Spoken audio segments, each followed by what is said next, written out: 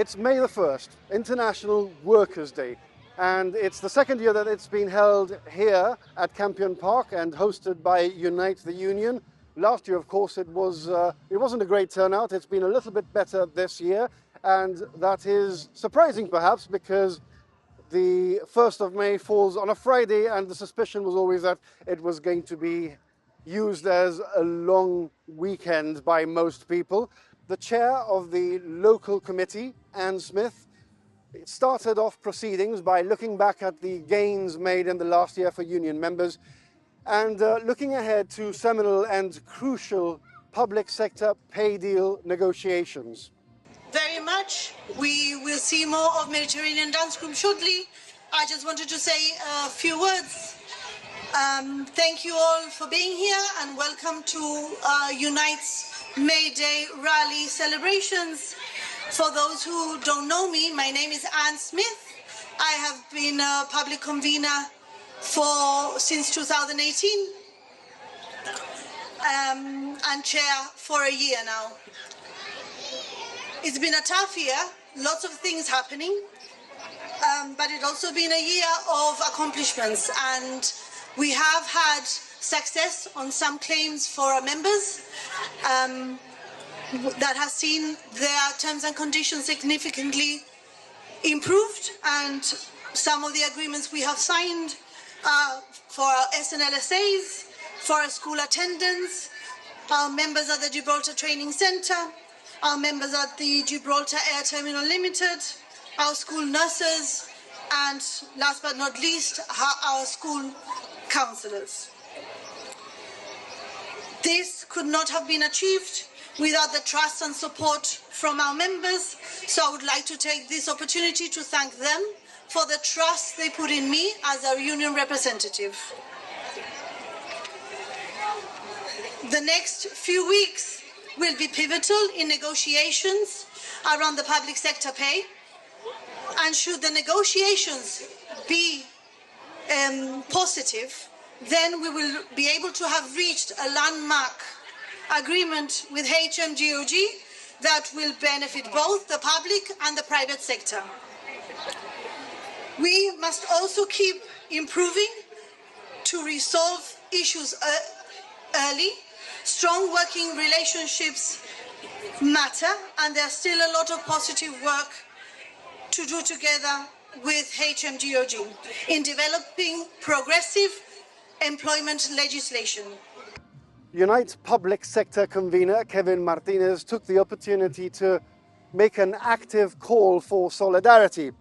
He said that this was an important moment to reflect on the legacy of the Transport and General Workers Union, and said that Unite the Union would respect and reflect all the gains made by trade unionism over the years.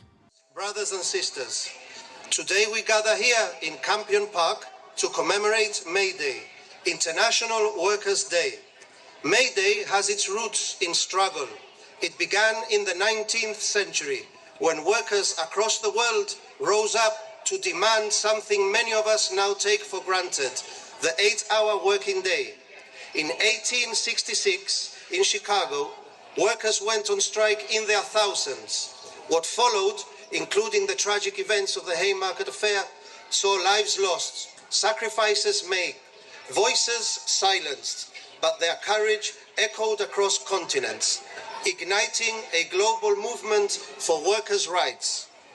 May Day is not just a date on the calendar, it's a commemoration of those who came before us, men and women who stood firm in the face of injustice, who organized when it was dangerous to do so, who paid the price so that future generations could live and work with dignity.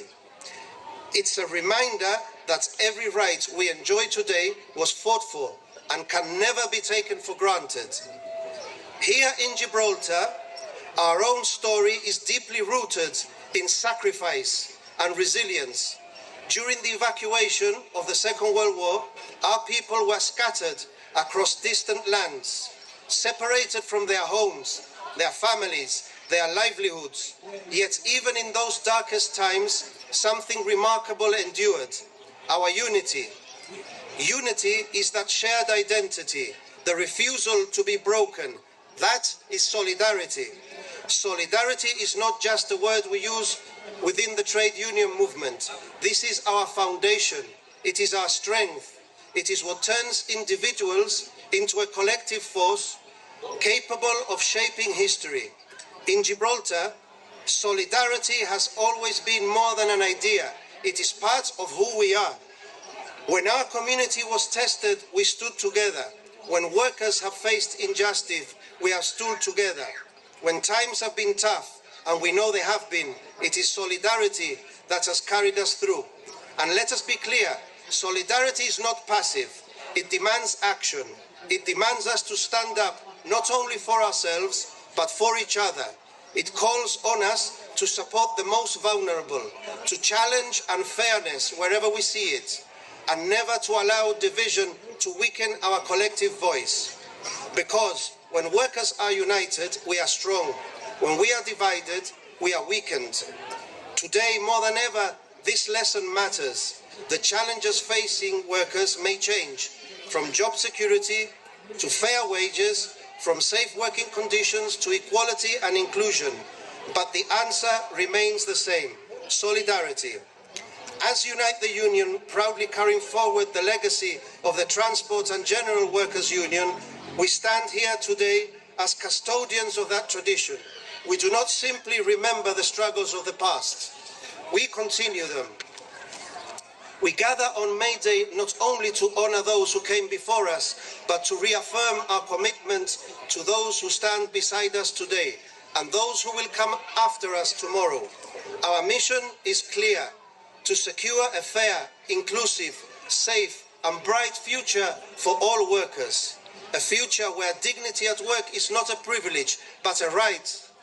A future where no worker is left behind. So let today be more than remembrance. Let it be a call to action. Let us carry forward the spirit of those who marched before us. Let us strengthen the bonds of solidarity that unite and define us. Let us continue together to build a better future for all. Hasta la victoria, siempre! The rally also heard from Unite's Youth Committee spokesperson, Kyle Gonzalez, and he took the opportunity to encourage young people to join union activism and to spread the message that what comes next for young people will be extremely important, especially given the future under the new treaty.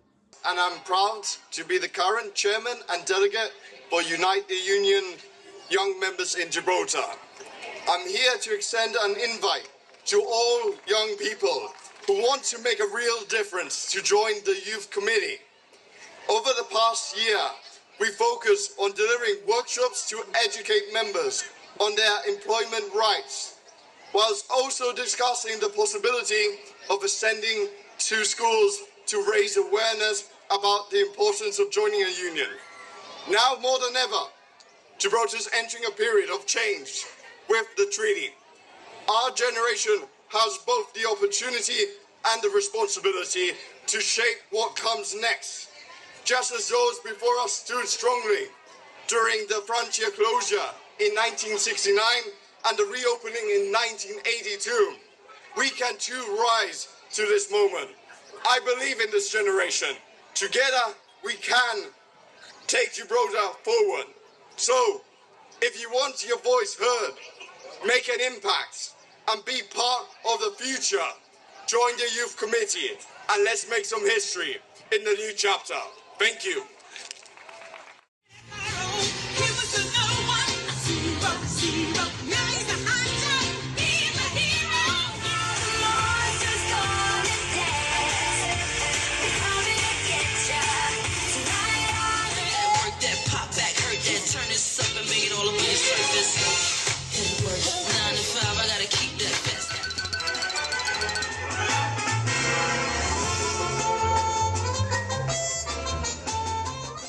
I took the opportunity to catch up with Union Regional Officer Luis Gonzalez, and I asked him what was the state of trade unionism both locally in Gibraltar and internationally as well.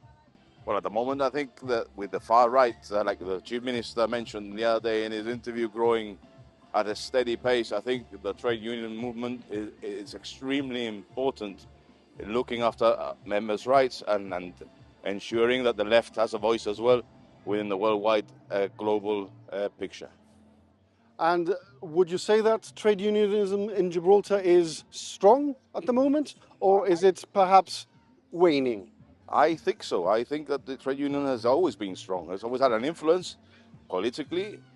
They've always had a voice, whether it's been the old Transport and General Workers, whether it's Unite, and also internationally as well, not only locally. I think we still have that strong voice. I can only talk for my union, which is Unite. And I think we still got that voice, whether it's at locally or whether it's internationally. What would you say are the main gains for the union in the last 12 months? Well, I would say being part and actually drafting up a proposal for government with a public sector negotiation pay, that would be a win-win for our members and for forming part, and I'll bring in the other unions as well. They've also formed part of this agreement as well, and I think that is the way forward on how to agree to public sector pay. And what's the status of that right now? Because there's still some I's to dot and T's to cross. Well, early days still. We've drafted a proposal, and it's in the hands of government. And I think in the next coming weeks, we'll be in a position to sit down with government. I think there's a meeting scheduled in the coming weeks, and we'll be in a position to maybe update you on this. Okay, let's talk in more general terms. What do you think are the main challenges in the coming 12 months? Obviously, the treaty itself, I think there is scope for prosperity. But however, having said that, we never know. I mean, there's also a possibility that there might be a general election in Spain. You never know with parties like Vox, an uprising of the right, Partido Popular as well. That could have a major impact as well on the border, and that could have a major impact on the economy, and that could have a major impact on our workers as well. Are you optimistic? I am very optimistic. I think, in all fairness, credit has to be given when credit has to be given, and I think the government has done its utmost to get the best out of a treaty, you know. And we know that, for example, businesses have made their representations to government. They made that very, very clear.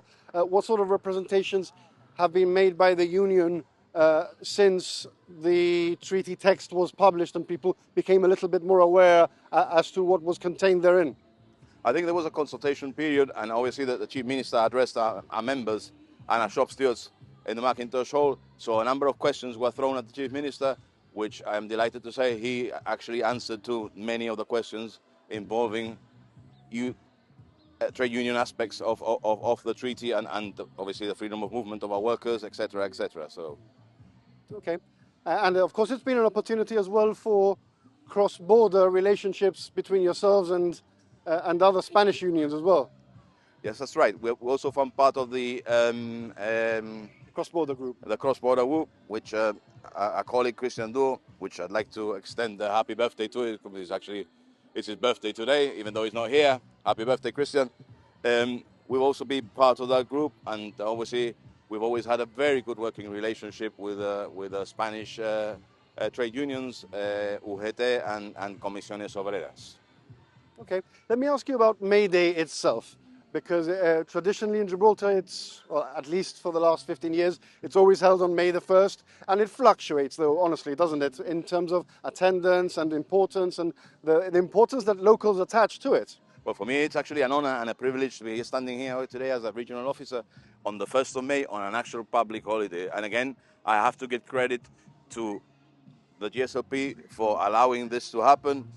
I remember back 15 years ago, you know, this materialized, but prior to that, I remember I was one of the few ones that used to be outside the piazza with a little stall, leaving out leaflets when everybody was away, you know, on the holiday. Unfortunately, like you say, sometimes it fluctuates due to the bank holiday. Today, I am glad to say we've had a massive attendance, a really good attendance compared to other years. So yes, but in fairness, a lot of that attendance was people watching the dance groups. That's fine, but I mean, at the end of the day, we've had dance groups in the past. We've had also groups playing, you know, and it fluctuates, and there's nothing we can do about it. But the reality is that today has been a good attendance, and I'm glad. Okay, and is there one point at which the sort of like the union takes reflection and says, well, you know, it's May the 1st, we have a presence on this day, but it's a big rally is not something that perhaps is feasible. Is that something that you sometimes consider? Would you swap the 25th of December for a bank holiday? I don't think so. Okay, so it's Not under my legacy. I don't think so. All right. So again, like talking about the future, what do you think will happen to trade unionism in the next 5, 10, 15 years? The world is changing enormously. Technology, politics, it's not what it used to be. Where does the union role fit within all that? Well, I beg to differ. I think if you look at our stats, how you look at our membership has been growing. We've got a youth committee. It's about educating the youth, ensuring that they know what the values of a trade union and what it means to be a part of a trade union. So, I think it's vastly important that that is embedded into the younger generation. So, you know, they can become future leaders and they can have a voice in whatever negotiations and whatever treaties and politics itself, if it comes to that. So, now, for you personally, it's been your first year as regional officer. You were elected into the role recently. What's it been like? Well, actually, if you know my history, I've always been involved in the trade union, so it's my bread and butter in that sense. Obviously, adapting to a new role, which I am familiar with, but with more responsibility. The reality has been a bit of a roller coaster, I'd say. You know, I've inherited a couple of potential issues, which I'm glad to say, you know, more or less we're there and we've dealt with. And it's also been challenging in the sense that we've had, in the last few years, I would say, we've lost a bit of our charisma in that respects. And I think it's slowly coming back, you know. I think having a local face helps a lot in that respects. That's it from May the 1st. That's it for GBC's coverage of the Unite Mayday rally. Thank you for watching and have a happy long weekend.